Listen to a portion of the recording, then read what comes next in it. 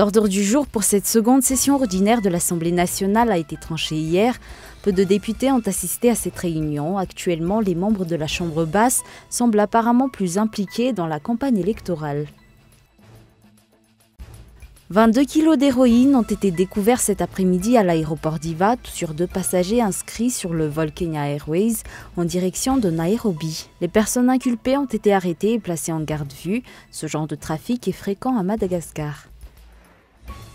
Les législatives en Afghanistan seront reportées d'une semaine dans la province de Kandahar. Frappé ce jeudi par un attentat qui a tué le chef de la police de cette région, le scrutin doit se tenir ce samedi.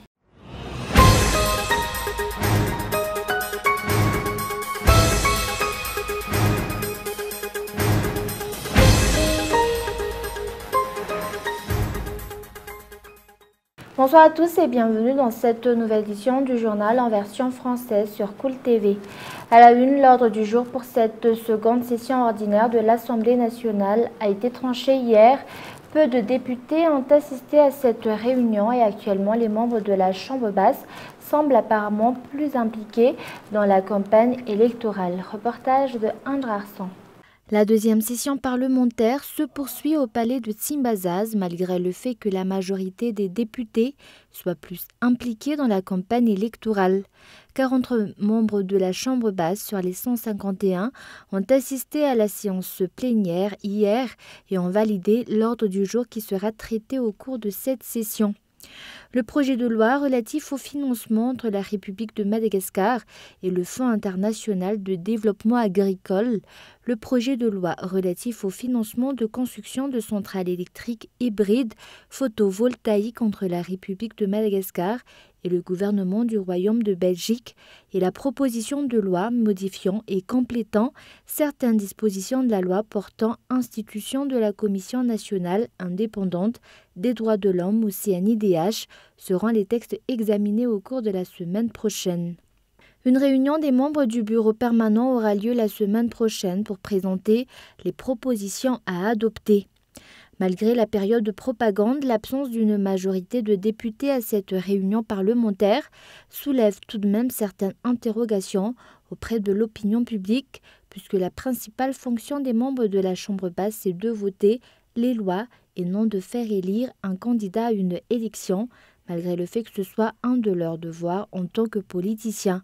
Une mauvaise organisation en est-elle la cause ?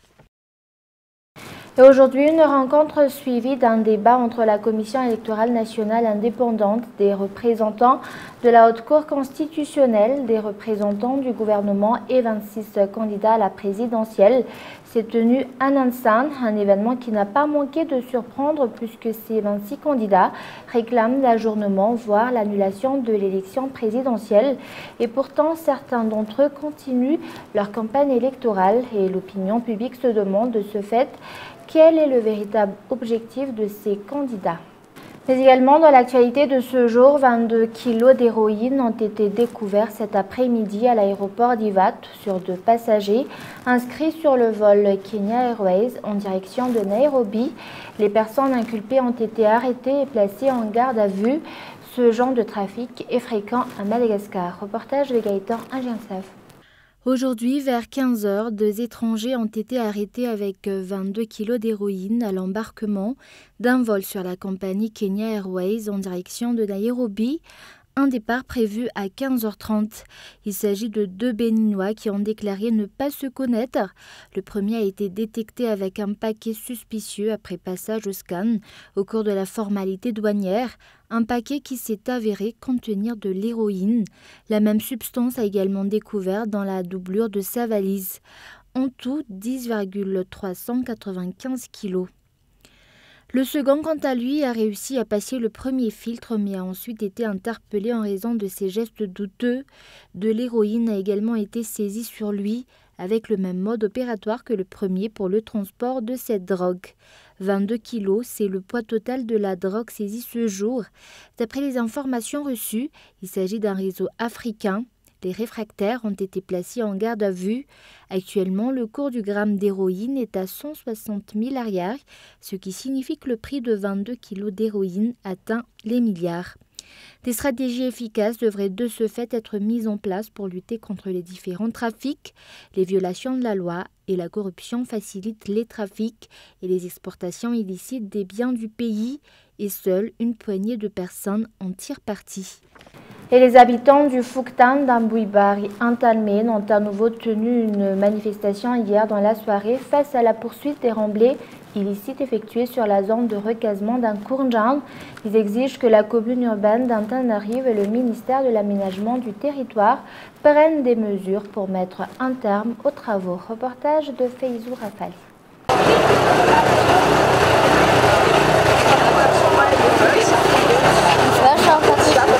Sous la pluie, en pleine nuit, les habitants d'Ambuibari Antalmen et de ses environs sont descendus dans la rue pour manifester contre les travaux de remblai effectués dans la zone de recasement à Kourjan, terrain qui a été cédé à un particulier.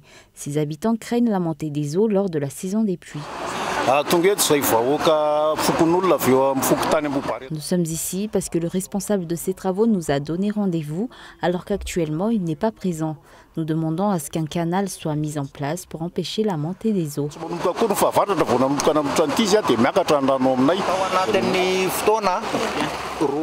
Il a plu pendant 2 jours et à cause des remblais, le niveau de l'eau n'a toujours pas diminué. Les remblais qu'il compte faire doivent atteindre le niveau de la route. Qu'en sera-t-il alors des maisons construites à des niveaux moins élevés?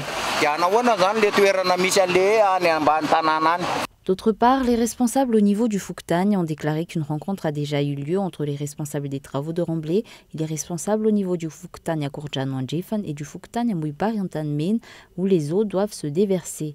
Face à cela, les habitants, eux, se sentent non considérés. Nous ne savons pas qui a réellement conclu un accord avec eux. Nous réclamons que les responsables au sein de l'État réagissent. Nous n'avons pas encore rencontré le principal responsable. Nous ne savons pas qui c'est. Nous savons juste que c'est un étranger. Il a laissé un message par téléphone au gardien. Selon les explications obtenues ce matin, cette zone n'a jamais été victime de montée des eaux auparavant, une situation qui a changé depuis le remblai. Il y a près de 2 semaines, un assainissement des canaux a été effectué dans les environs d'Antalmen. Après la première manifestation tenue par les habitants, les travaux avaient temporairement cessé mais ont repris peu de temps après. L'accord conclu par les responsables des travaux avec les Fuktan et autres responsables au sein de l'État soulève certaines suspicions. Un remblai que les responsables au niveau de l'État ont déclaré illicite puisqu'il ne bénéficie d'aucun permis. Outre cela, pour l'instant, l'identité de celui qui a autorisé ces travaux reste inconnue. Cette situation amène à se demander ce que fait la commune, la PIPA, le Bianco et le Samifine face à cette affaire de corruption. Et avant de passer aux actualités internationales, dans la commune d'Alakamis Fénoirive, certains trouvent des moyens non réglementaires pour s'approprier des terrains qui ne leur appartiennent pas d'après le maire de ce secteur. Ceux qui se disent propriétaires, quant à eux, clament qu'ils possèdent des titres de propriété et réclament de pouvoir utiliser ces terrains. Reportage. Des propriétaires de terrains dans la commune d'Ampitataf qui se plaignent des abus de pouvoir faits par le maire de la commune d'Alakamis Fénoirive. Ils se plaignent du fait que ce maire tente de saisir une partie des terrains comprise dans la zone d'Ampitataf qu'à la limite d'Alakamis Fénoirive. D'après les explications, une tentative à laquelle ces propriétaires s'opposent. C'est pas un terrain public, il appartient à des particuliers qui ont une situation juridique bien claire. Nous tenons à remercier particulièrement le service des domaines pour ne pas avoir modifié la situation juridique de ce terrain, malgré le fait que ce maire passe souvent en visite auprès de ce service. Face à ces accusations, le maire a tenu à apporter quelques explications à ce propos. Celui-ci a expliqué que ce terrain appartient à la commune et ne devrait pas être cédé à des citoyens. De faux papiers avec de fausses signatures de l'adjoint au maire ont été faits par ces personnes pour obtenir cela, une situation inacceptable d'après ses explications.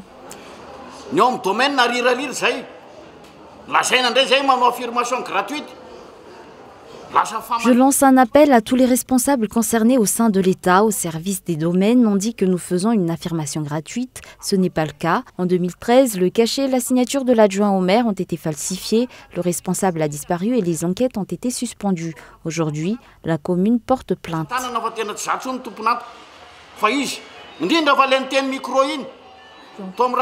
D'après les informations reçues, ce terrain qui est devenu une propriété privée est réservé à l'usage de la commune depuis toujours. Il devrait servir pour la construction d'infrastructures destinées aux habitants et à la génération future, tels qu'un centre de santé de base ou encore un centre de formation professionnelle.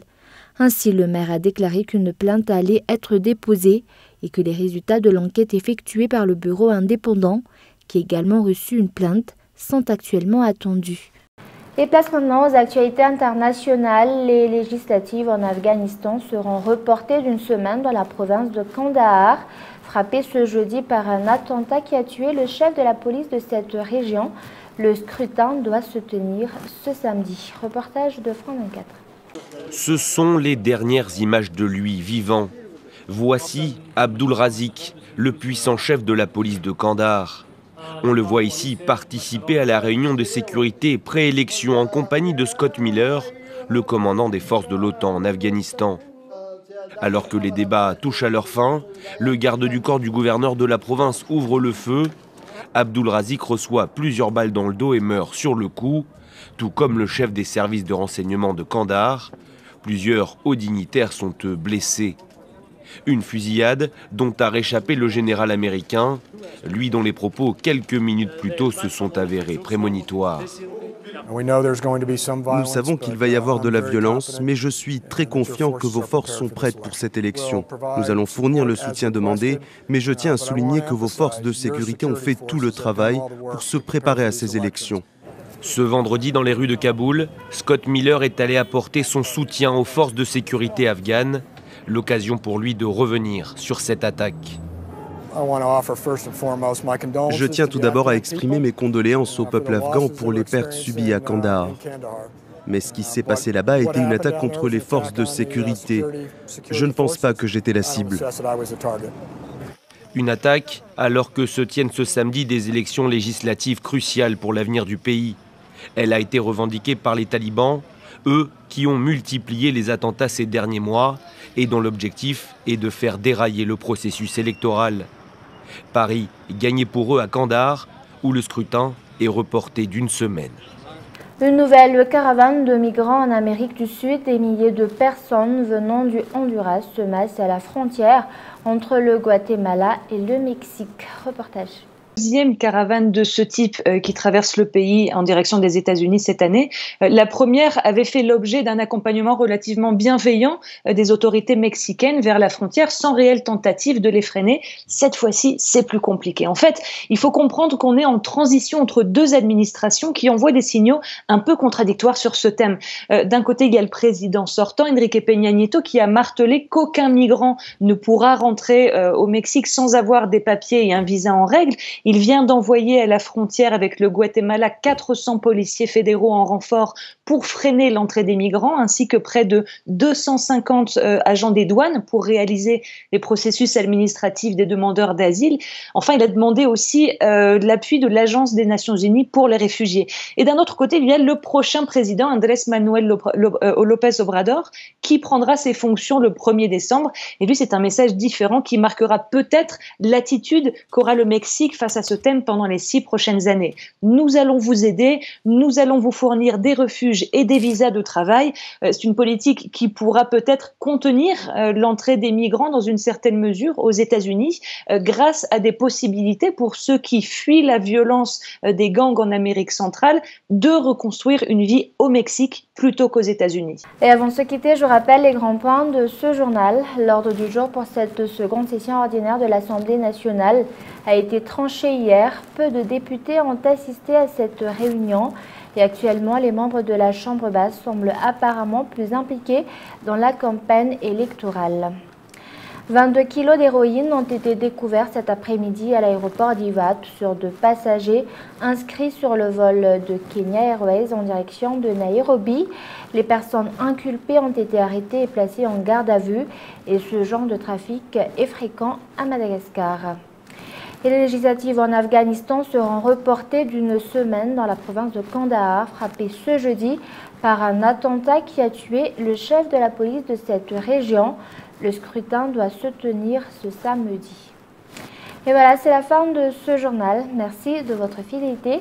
Au revoir et passez une excellente soirée en compagnie de Cool TV.